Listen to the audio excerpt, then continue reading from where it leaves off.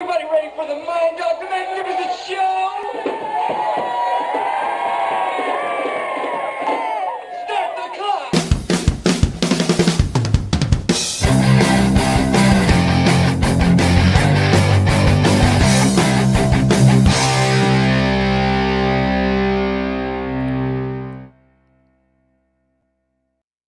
And welcome, my friends, to yet another episode of the Mind Dog TV podcast. I'm Matt Now. Thanks for coming. It's great to have you here as always. Today, we're going to talk about leadership with somebody who is known as the CEO Confidant.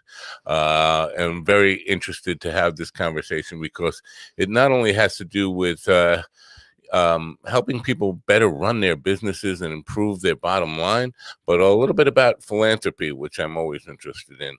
So we're going to talk about that today, and I'm very excited to get to that.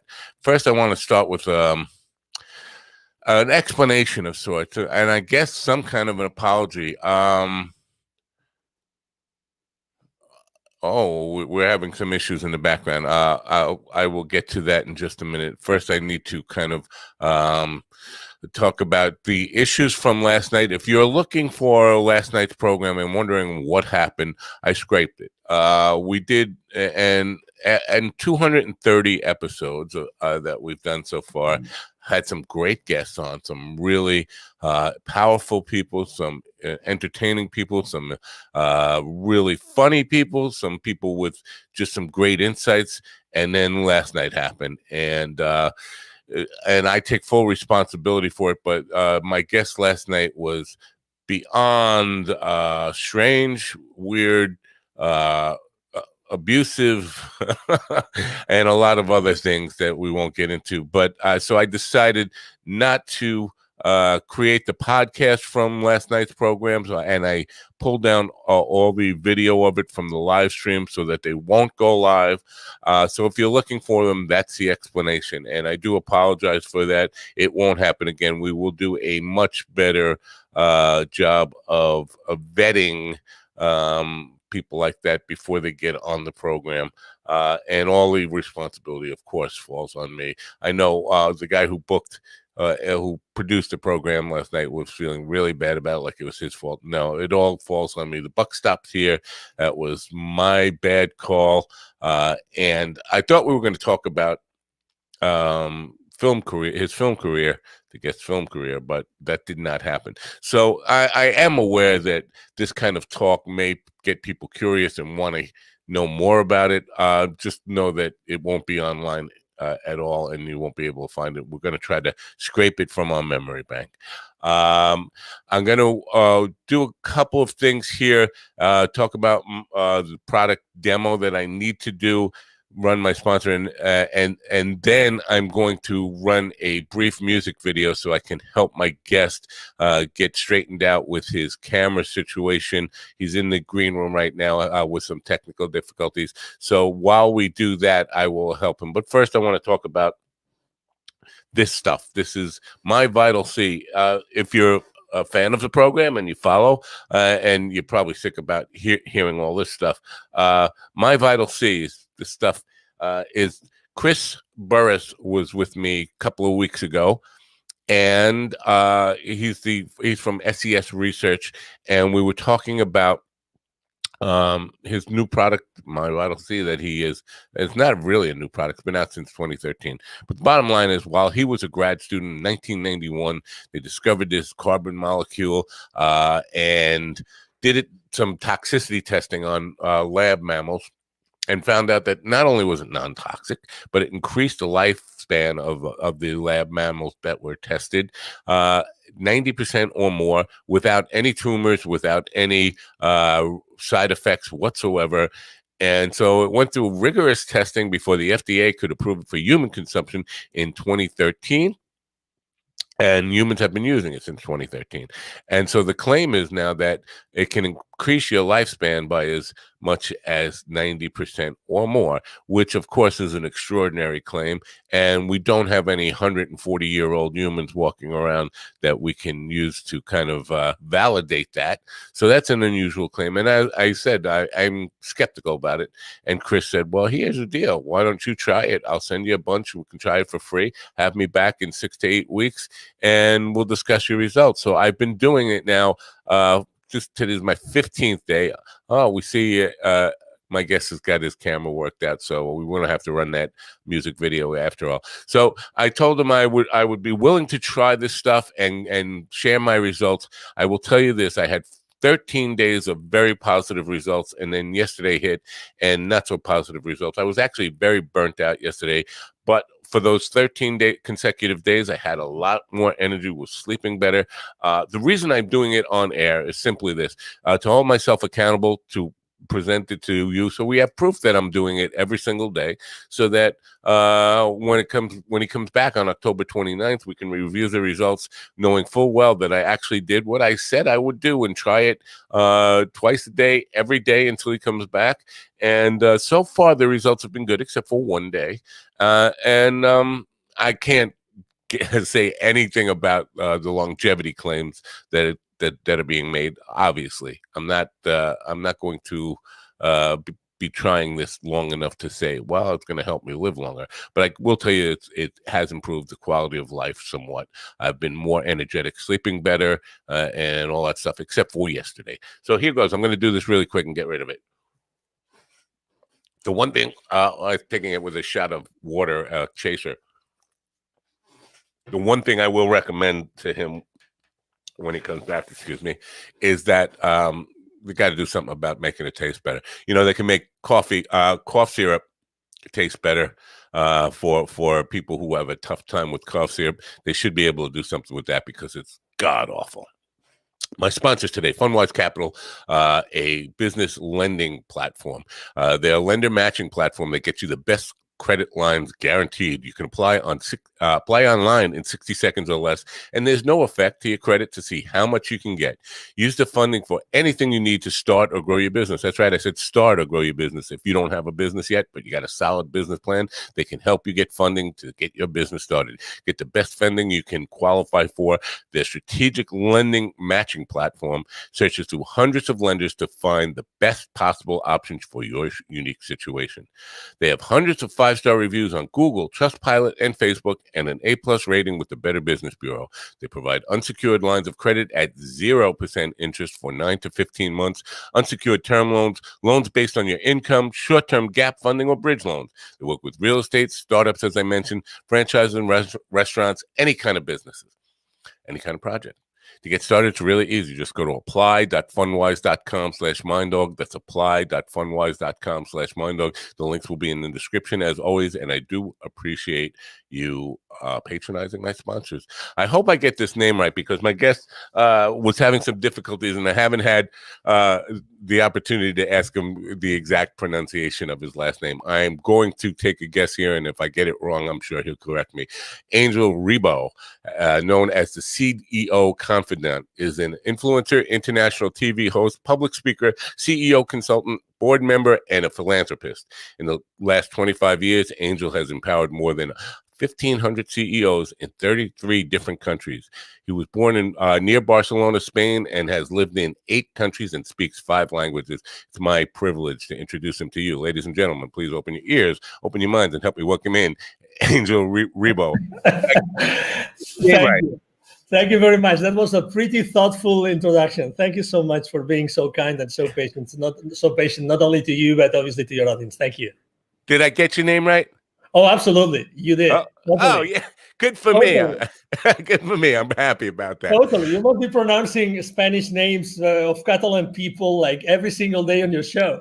That and a whole bunch of other stuff. You know, people from all over the world, and sometimes I'm scared just by reading them. I get names without any vowels in them at all. So Totally.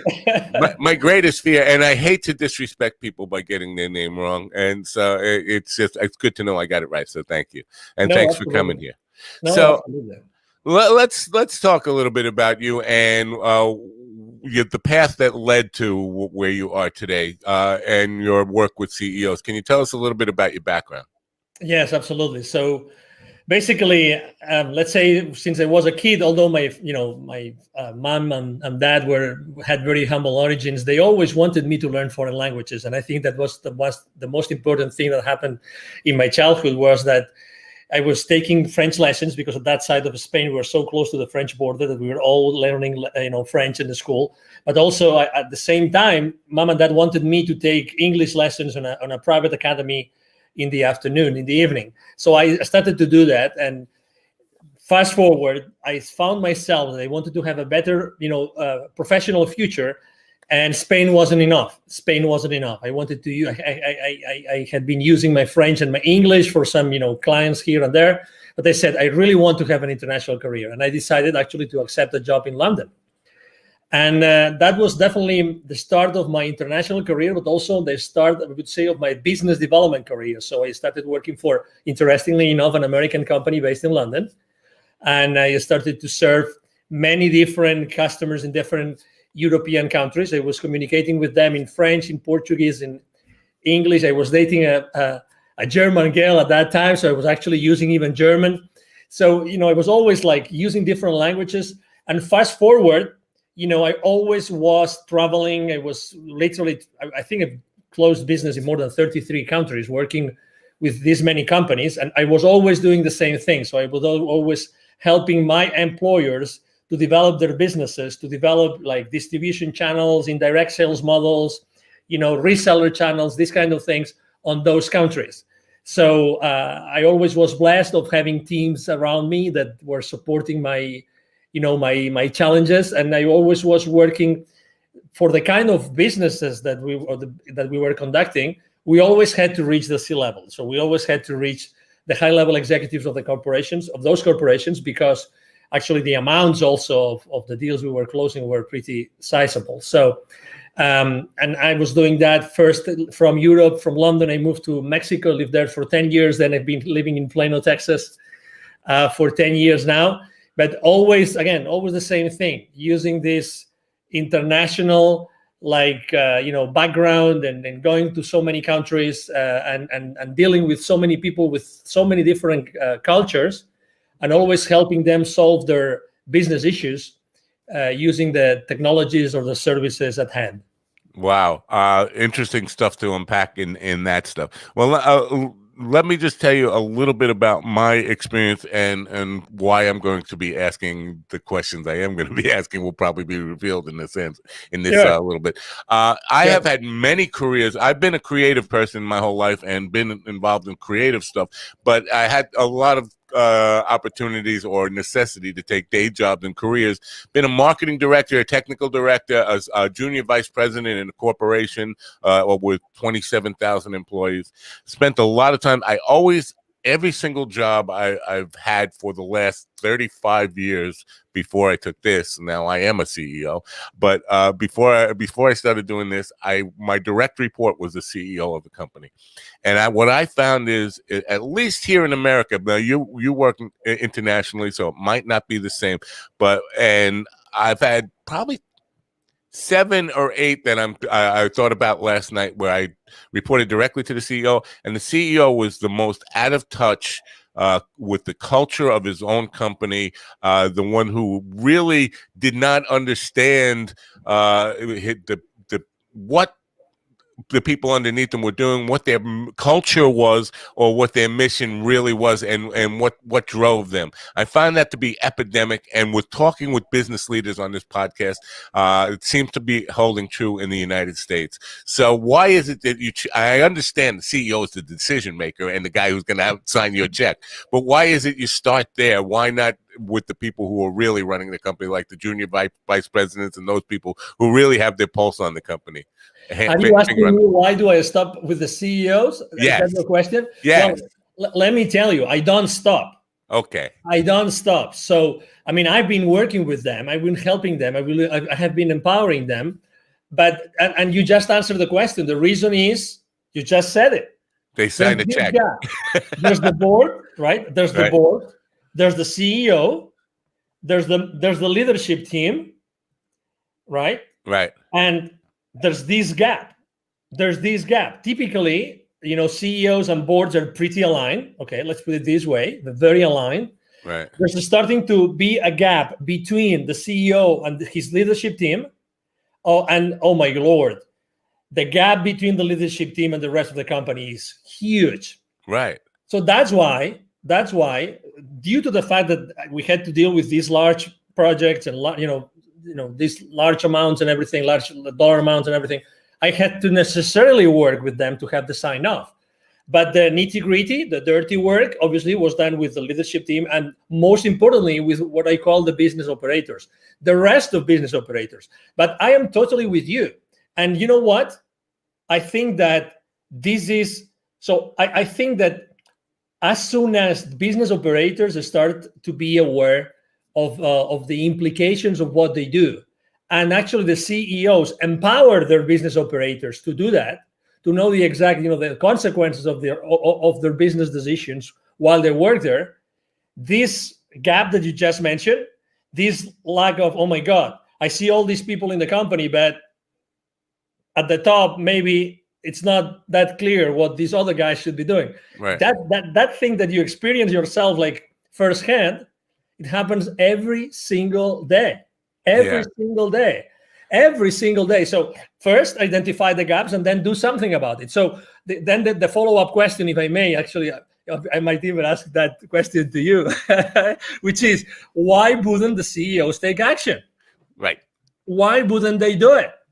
Right. Why wouldn't they do it? So if they're already aligned, it's because maybe they think that, I have a business partner. His name is Neville Joffe. He has this amazing motto that he follows. So he calls him Nevilism. It's revenues are vanity. Revenues are vanity. Okay. That's a good one. I like that. Profits are sanity, and cash flows are reality. Okay. Yeah. Do you hear that? Yes. Okay. Absolutely. So how many? Let me ask you a question, or even let me ask you a second follow-up question. When you meet with the board, do you actually talk about revenues and market share, or rather talk about how did you make your company more profitable thanks to deploying a culture that everybody is engaged with and that keeps everybody accountable the right way? Let me emphasize that, the right way. Right. Well, I would probably, I'm not sure if I'm going to get this right, but I'm going to guess it.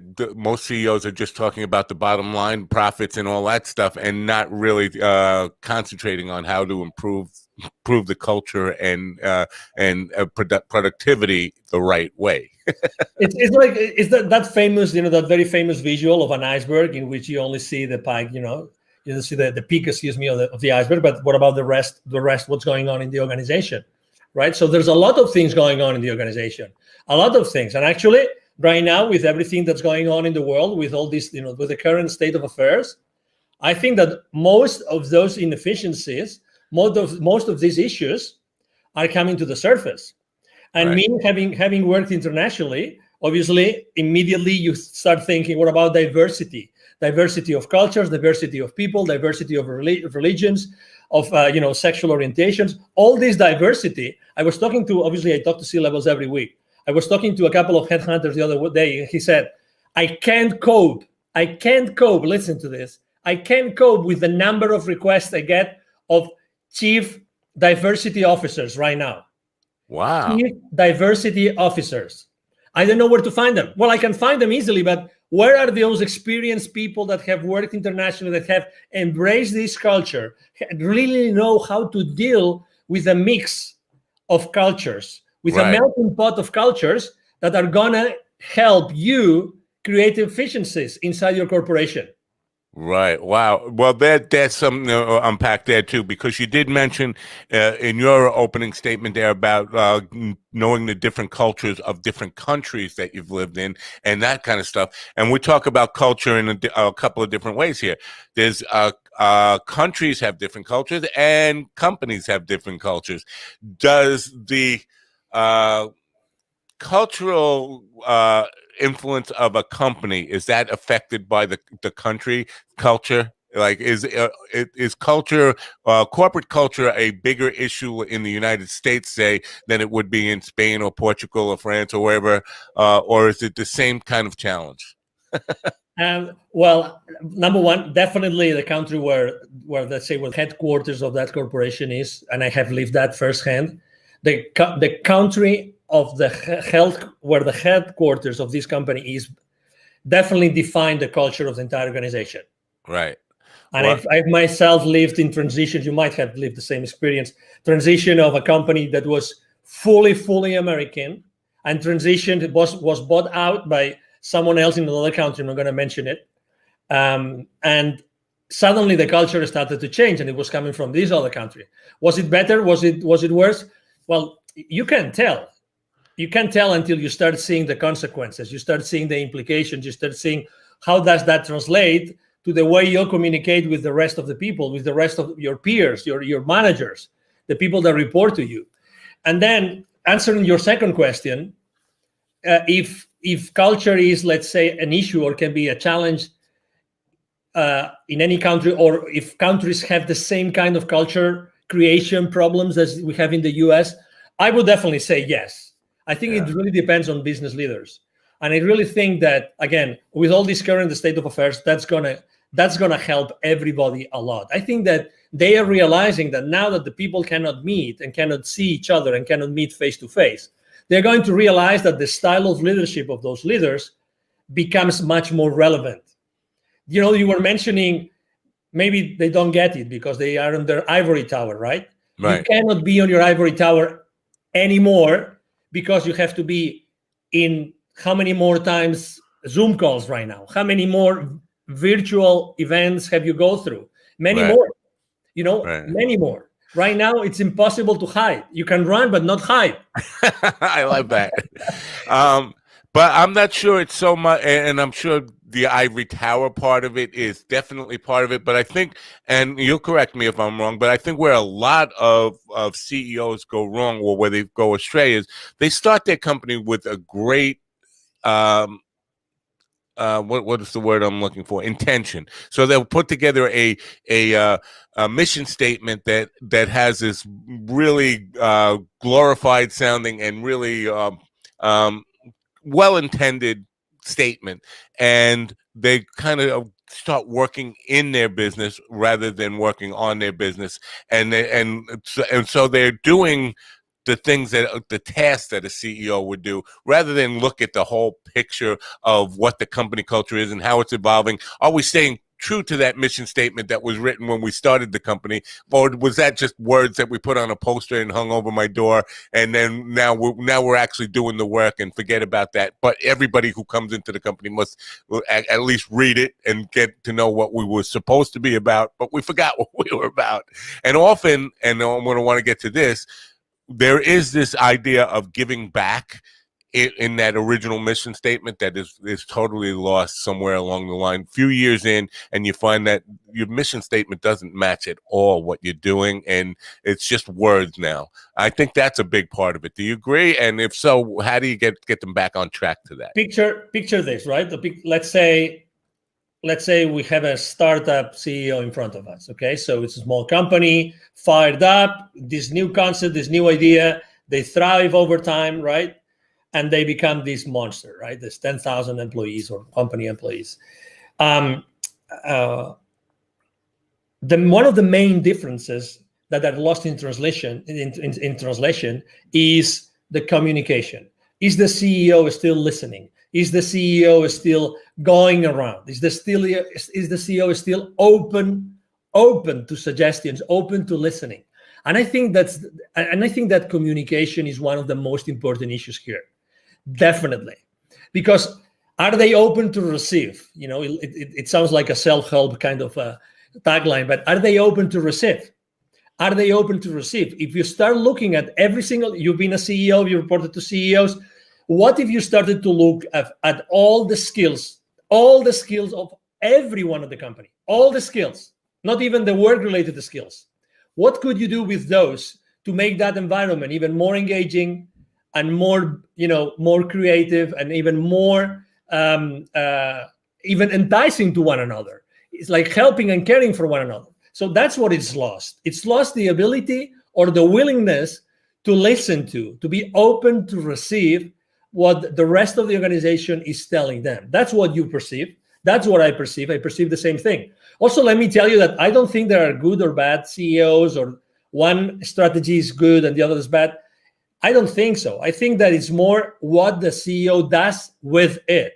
What do they do with it? I've seen the same strategy work for one CEO and fail with the other. Why? How was their team following them? Right. How were the different levels of management following them? Did they know? You talk about the mission. Mission is nice, but if you asked, take any Fortune 5,000 companies, employees, take all those, I don't know, millions of employees, ask them, what's your company's mission? Would you guess a percentage? Would you guess a percentage of employees that would get their own company mission right? Probably very small. Very small, exactly. I stayed the last employer I worked for 11 years. 11 years. I was, the mission statement changed probably 2 or 3 times, maybe more throughout these 11 years. But regardless, let me tell you, I was repeating that mission statement on every single sales presentation to my clients or business partners, whatever that was. Again, do I remember that mission statement today? Right. I completely forgot. Right. So it's not only having one, it's also how the employees we are going to engage onto that mission statement. I honestly think that mission statements should be like effortlessly learned. If they are not effortlessly learned, they're not good mission statements. Sorry, I'm a little bit disruptive, so I have to tell you that. But I believe that, at the end of the day, everything is about energy. And I would rather have 100 employees that they were able to figure out what the mission of the company is, because just they see it every single day, every single conversation, every single interaction with suppliers, vendors, business partners, clients, they would breathe that every single day. I'd rather have this 10-word statement than this massive complex, it looks so nice at our, at the entrance of our factory or whatever that is. You know what I mean? Yes, I do. If you are fully engaged, nothing else really is important, because you will follow after what your leader is telling you. Right. So I just want to be clear on something. So, and I agree with what you said, but for our listeners, I want to be clear that a mission statement and culture are not the same thing, and that the mission statement should, and they're related, the mission statement should determine how the culture evolves of a company, but they're not the same thing. And so you talk about people who can't recite the mission statement, and that's very common. But I also find that many people can't identify the culture of a company. I'll give you an example of a small company I worked for, about 50 employees. That I walked through the door, and within 3 days, I could identify what their culture was, and it wasn't a good one. It was identifying problems, not identifying solutions. So everybody in the company, every one of those 50 plus employees, 52 or 53 employees, could tell you what the problem is with their job, why things aren't working, what their problems were with the customers. Nobody was talking about solutions. And when I went to the CEO and I said, you have a culture problem here, he looked at me like I had 2 heads, like, I don't know what you mean by that. And I said, well, your company's culture is identifying problem based. That's what it is. And so there's no moving forward in that. There's no solution based people here that are looking at something and saying, here's how we solve this problem. You have 50 people, and identifying problems is easy. Anybody could do that. You want people who are solution based. So that is common. So identifying being able to recite the mission statement is nice, but identifying your own company culture is even more important, don't you think? Oh yeah, I agree totally. What I was trying to say is that there's this disconnect, right? How many hundreds of thousands or millions of dollars have been spent just in our country hiring someone to come up with a wonderful mission statement? Would you agree with that? Yes. Yeah. So I guess there's a reason to do that, right? I mean, I guess there's a reason, because, we want to make sure it's the most, people get excited about it, and everybody is behind this mission statement. But again, at the end of the day, it doesn't have a real impact in the company. But Right. I agree with you completely. I mean, culture is something which is more difficult to create. It takes time. It's built every single day with every single thing that happens inside the corporation or inside the company, even if the companies are small, and that determines your willingness to be there or not. You said you just joined, you identified the culture, you went to the CEO, you told him something. Well, let me tell you, you were really lucky, because he or she could have told you, I didn't hire you to do this. Right, yeah. So it wasn't that bad, because at least, okay, so it is what it is, right? But I didn't hire you to find problems, but actually the culture was to find problems. Well, he did hire me to straighten out his marketing department, and that was part of the solution to straightening out his marketing department, was getting everybody in the company working on the same page, because what he had was marketing department creating its own culture and the subcultures within it, but everybody had the unique situation of identifying problems without solutions. But the marketing department had one different belief of what they were working on. The operations and the collections department had a whole different, and sales team had a completely different culture. And so we were going in a lot of different ways. So in some ways, he did hire me actually to at least figure out what his problems were for him, and find out how we should address it.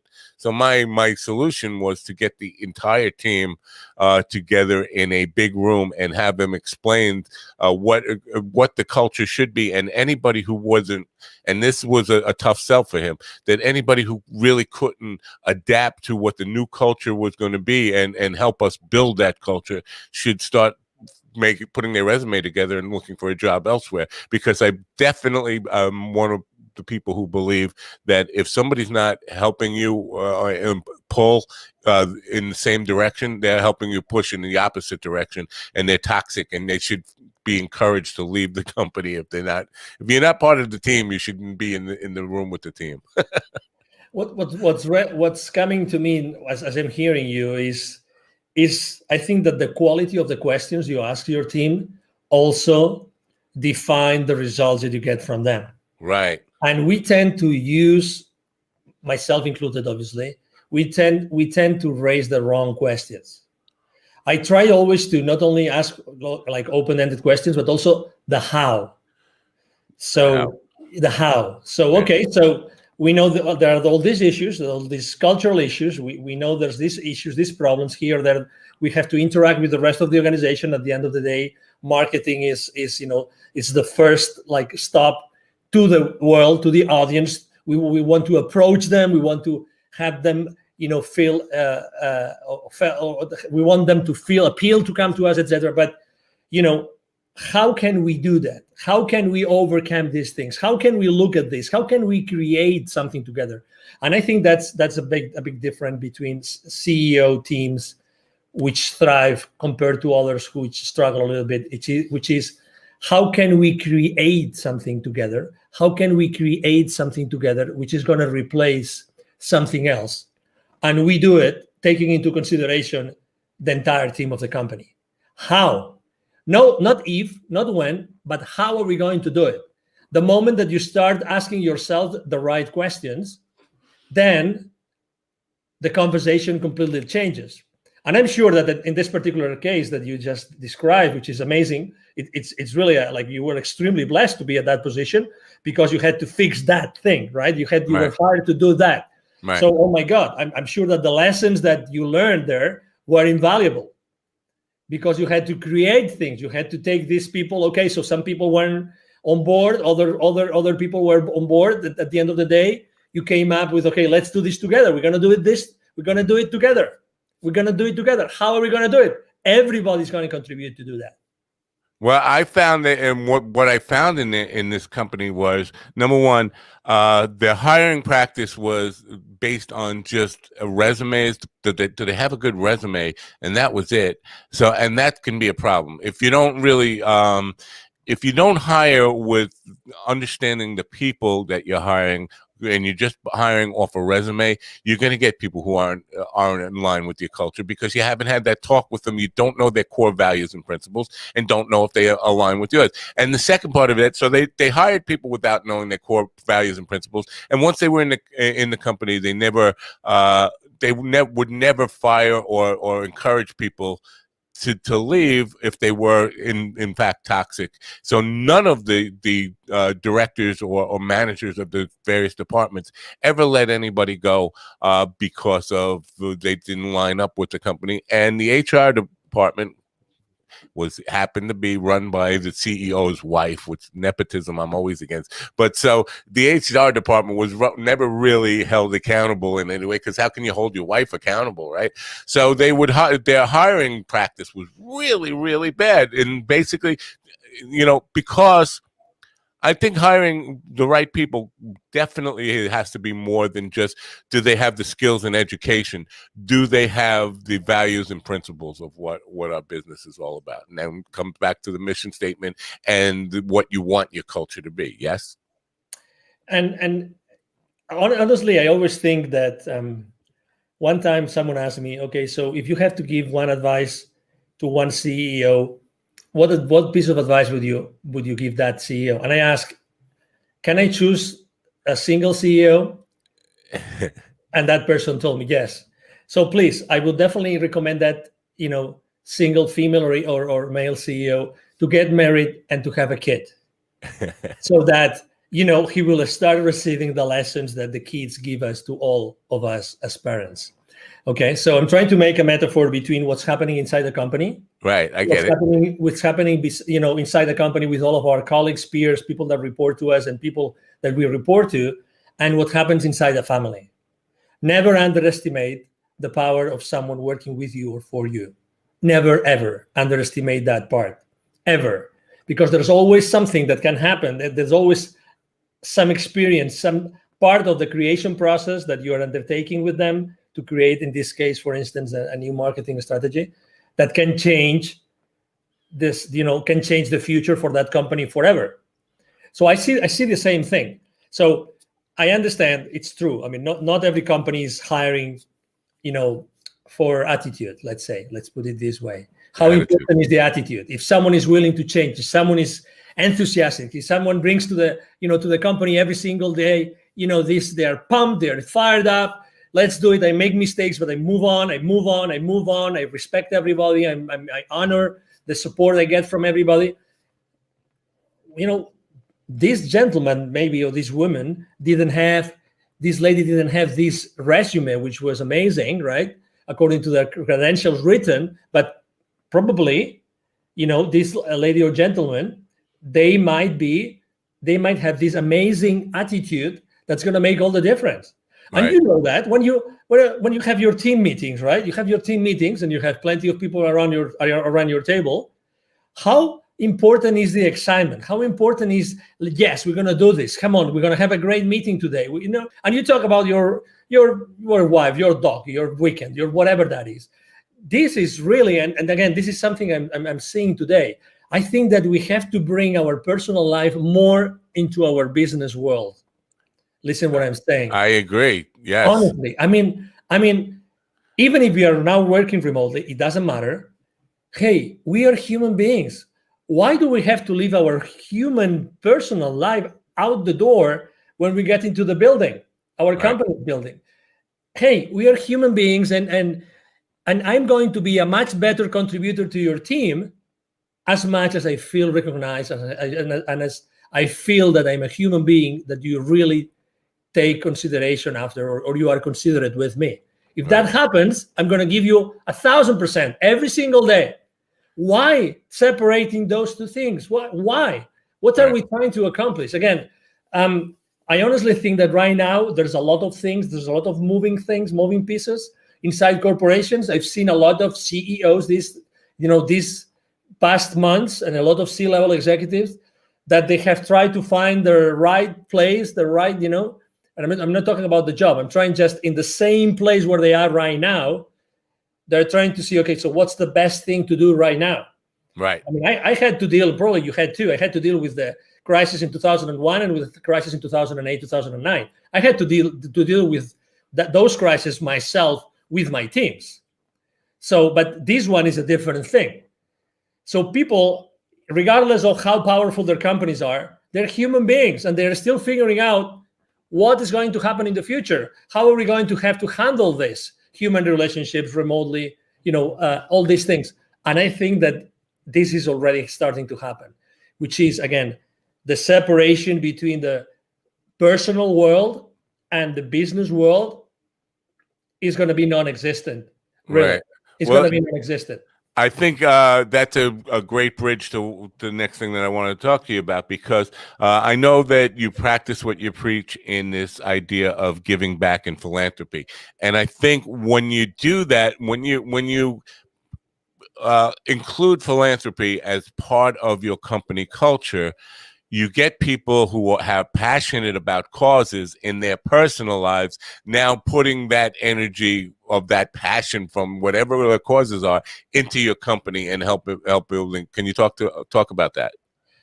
Totally. And not only that, because imagine that that some of your direct reports or colleagues or even supervisors, that they're going through something which is really hard for them. Right. Right now, for instance, death is on the news. Like, death is everywhere. Right. Someone that is suffering from something. So just having a reconforting conversation with someone can make a big difference. Just this small conversation, 30-second conversation. Hey, I don't know what's going on. I perceive that something is wrong. Hey, I'm here. Even if it's your boss, why not? Why not? I'm here to support you. I'm here to be there with you. So again, become more human. And to your question, I mean, the reason why I started to diligently giving back to the community was because I was traveling so much, and I was seeing so many, communities that were in a hardship, like underprivileged communities, and more importantly, a lot of kids that had to work, a lot of parents that would use their own kids to do things that they shouldn't be doing, a lot of kids outside the manufacturing plants where I would go to see the managers of those plants. I would see all those kids around those plants asking me for hey, would you buy some gum from me? Would you allow me to keep your car safe while you are inside, so you give me some pesos, these kind of things. So I was so exposed to the realities of this world, which is inequality, right? So right. You can be on the same street, and in 30 seconds of walk, you have the CEO of a multi-billion-dollar corporation, and you have a kid offering you to clean your windshield, kind of thing. So I was seeing that in Latin America all the time, like for years. For 15 years, I was seeing that all the time, until I decided to take action. And I actually had a spiritual experience that triggered my change, my transition, the moves that I made personally and professionally. And I decided to start, Wisdom for Kids, which is, thank you for reminding the audience, which is definitely the foundation that I decided to co-found together with two additional gentlemen in 2017. But the idea was created in 2015 because, why are we here? Why are we doing so many things for so many people, but how are we really making sure that this inequality, that these kids, in America, there are 170 million kids. That's data from the UNICEF 2012. 170. 81 million live in poverty. 81 million. Wow. 81 million live in poverty. Okay, so wow. I mean, that means that every time you see two Latin American kids, the likelihood of one of them being poor is high. Right now, obviously, after everything that is happening in the world, probably the amount of kids that live in poverty has dramatically increased. Of these 81 million kids, 22 million do not have access to drinking water. Clean water is a big one. Exactly. Yeah. 22 million. I mean, 22 million. Okay. How many states of the union is it? 22 million. I think 5. Yeah. Okay. So imagine. No, I mean that's a long. That's like Yeah, it's rare. huge. You know, Yeah, it's huge. we take clean water for granted in this country, and you know it's amazing that we are in that place. But so you talk about equality and stuff, and I understand that's a huge problem. I think what COVID has identified is, and in America at least, we've been using this phrase "essentially employees" since COVID started, right? And it kind of identifies, oddly enough, the essential employees are the people who are least compensated in a lot of cases. So we don't see the CEO as the essential employee in a lot of ways. The people who are out there stocking the shelves, the people who are out there working in hospitals, the paramedics, the police officers, all the people who are we now deemed as essential, somehow they're still on the bottom of the compensation model. I think that needs to be changed. And I'm not, I hate to get into politics. I'm not a communist or a socialist, whatever you want to label me. I just think we need to do more to recognize if these people are so essential, they need to be paid more, and they need to be paid a living wage, something that they can survive on and thrive on. You want to talk about that a little bit? Totally. And this is again one case, right? You're talking about one specific situation that we see here, Right. Intrinsically affecting the the COVID era. It's now October 2020, right? And again, not willing to go down any politics route the same as you, but the question is how do we bridge that gap? How do we bridge that gap? Only a few minutes ago, I heard a very famous TV host talking about a fiasco with a former guest, right? That wasn't intended. That wasn't right. The other day, I was invited to a show, and that host was at the antipodes of you. Okay, so he was trying to get me in the trenches of polarization since second one.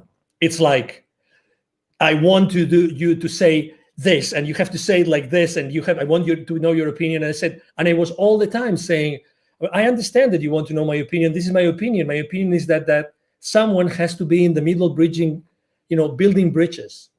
Right. Someone has to be building bridges right now. I have my opinion as anybody else, as any other voter, but someone has to be building bridges. You and I, we're both public figures. We both have we have something to do with the world. We love to be here. We love exposure, but also because of a mission. Right. We both have a mission. We both want to do good in the world. We want to do good in the business community with the entrepreneurs, the increasing number of entrepreneurs, right now in the world. But someone has to lay down those foundations and build those bridges. And that's where people are going to find me. They're going to find me in these places where I'm trying to be compassionate with everybody. Because again, compassion, it's the same thing. Inside corporations, compassion. What is compassion? What is compassion? What is compassion internally? Right. How do you show compassion? Even to your CEO. The difficult thing is say, no, he is an ABC. Right. Or, exactly. That's the easy way to do. But you, as someone that, you're commanding messages to the audience, right? And you're asking questions. You know that you're changing the world. You know that there are people listening to this conversation right now, and they're saying yes, or they're saying, oh, interesting. Oh, I didn't think of this that way. And then you would have served the purpose of your show and of your life, right?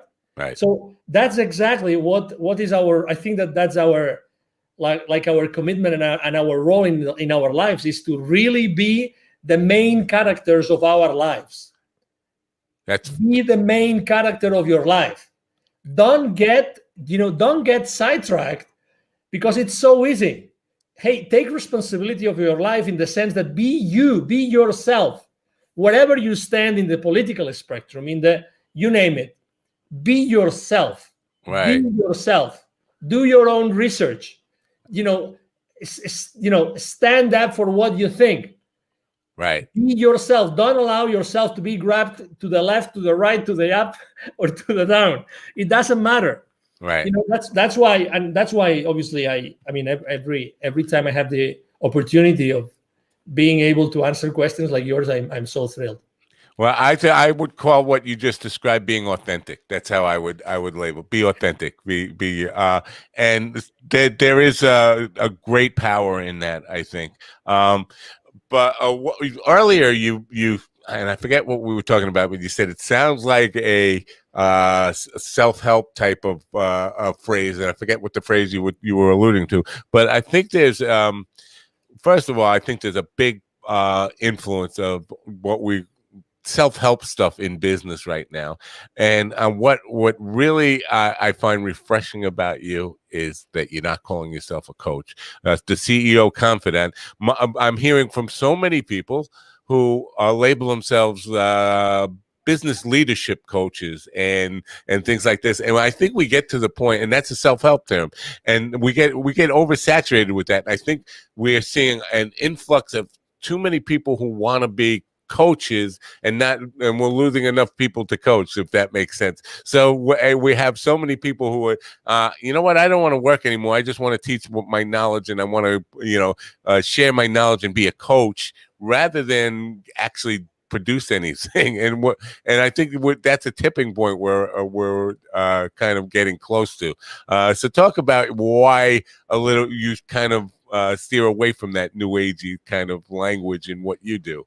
Yeah, obviously I've made that mistake myself. I've sinned. Okay. So, all right, but yeah, not anymore. I mean, I don't call myself. Other people call me that because I was just being myself. I'm being authentic, and I had some other people that were following me, and I was blessed to do that the same as you, right? Right. But it's the other people who have to decide if that's a role and their concept of that of the word coach resonates or is me or it's not. In reality, I think that the most important thing is always to be yourself consistently, so the other people can learn and decide if they want to learn from you or they want to follow you. If they feel satisfied, they feel happy, they feel comfortable being with you or following you, let's say. So right. Are there a lot of people calling themselves coaches and maybe they're not coaches or they don't know what they do? I mean, I've been there. I've made mistakes. I've been fragile. I've done lots of things that they should have never done. And obviously a lot of people right now need to make, their ends meet, right? They have to have their ends meet, and they have to teach and everything. But I'd rather be teaching. I'd rather be teaching and training, let's say, than being coaching. Although I recognize that asking questions is the most powerful way to get into someone or something. Right. Asking powerful questions. Powerful questions. I agree. Definitely. Asking powerful questions. So, and because you are a host, so I mean, you do this every day, and you are asking me questions, obviously, that are making me think and consider my own reality from a different point of view. Right. Not everybody's able to do that, but you know that powerful questions can completely change the game at your guest's mind, but also at the way that your audience is listening to the conversation. When you are in a position, you're an entrepreneur or you are a manager or a leader, and you have a team under you, it's the power of your questions which determines the relationship you're going to have with these people and how you're going to create together with them. Yeah. The power of the questions. The power of the questions. You probably had, I don't know if you've ever co-hosted with someone, probably you have, a show. I always have a hard time doing it. You know why? Because unfortunately, my co-hosts tend to want to make very long questions, like 1 minute long questions. And I hate that.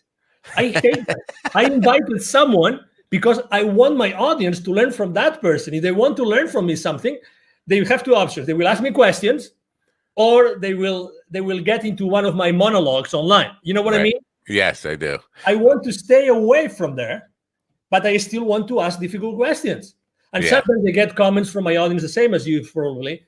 Oh, that was a great question. And I didn't think about that question. It was just, oh my God, when you said that, that triggered me that other thing. And then I said, oh, let's ask that. Exactly. I have a reel that I put together. It's called Questions, and it's just a reel of people reacting to the question I asked them. That's a great question.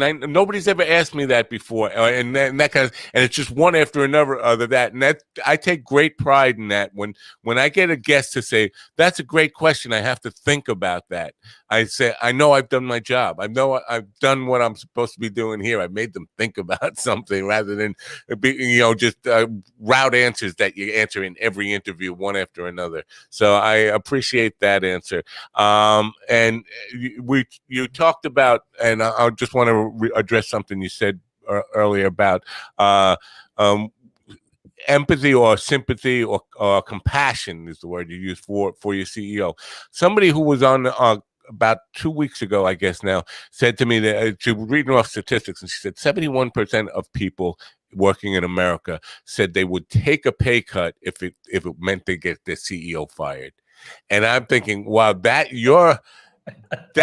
a problem. That's a problem within yourself. And so instead of trying to get your CEO fired, maybe you should be asking yourself the question, how can I get the CEO to hear me and appreciate and just acknowledge that my ideas, not my input and ideas, not necessarily find a path, but I think most people just want to be heard by the CEO and understand that they know what your concerns are and have heard them and are thinking about them. Yes? Totally. When I was making this metaphor of a small company, large company, you stop listening to your people. Right. Definitely, they want to be heard. And actually, I mean, the other day I was talking to a GM of a large retail store, and she was telling me like she can reach out to her CEO, and we're talking a multi-billion-dollar company, anytime, and he would respond, even if it was a short sentence. Anytime. That's all you want. Anytime. But also, let me tell you something. I mean, CEOs are so fragile as we are. They are human beings as we are. They have had the experience they have had, and they have learned what they have learned. Okay, so I think that also compassion is a two-way street. So what if the problem is that, I don't know, this CEO doesn't have a good communication team. Maybe Right. that CEO doesn't know how to communicate properly. There's a lot of things. Again, we are in a fast world that do not allow us to stop and think. So what are the reasons why this CEO is doing that, right? So I think there's a two-way street. And again, I'm not here to defend anybody. What I'm trying to say is, I get you. oh my God, we are always burning bridges. Why not taking some more time to try to build one or try to understand the other position, which is exactly why we're not looking, we're not watching news, we're not going to social media, blah, blah, blah, whatever, Are we really making an effort? I mean, you could conduct a survey. I'll try to do the same thing. How many good friends of yours are not friends of yours anymore since COVID started for any reason? Oh yeah, probably 10. How many? Yeah. How many? Okay, Yeah. so, and I don't want to mention any name or any Right. public figure, but oh my God, we Yeah. are allowing this to happen. We Right. are allowing ourselves that to happen, and probably one of those 10 or my 10. Oh my God, we've had so many great times together. Having a blast doing something, going to a game, going to a party, going to a meal, whatever. But now everybody's so entrenched that no, that's impossible. Oh, come on, give me a break. Yeah. Give me a break. Give yourself a break. If you and one of these 10 or one of these 10 and me, of my 10 and me, we were one-on-one, it would take 5 minutes to solve that difference that has made us not being as good friends as we were before. Right. So things are much more simple. So that's the same thing that happens inside corporations. You were talking about culture. It's the same thing. They don't know any better. So that's why listen, open yourself to listening. Open yourself, and the CEO can obviously open yourself to listen to other options. How can he start building a culture? And look for the help of other, trainers, of other teachers, of other CEOs, of other people that have done this consistently with good results. Are you an optimist?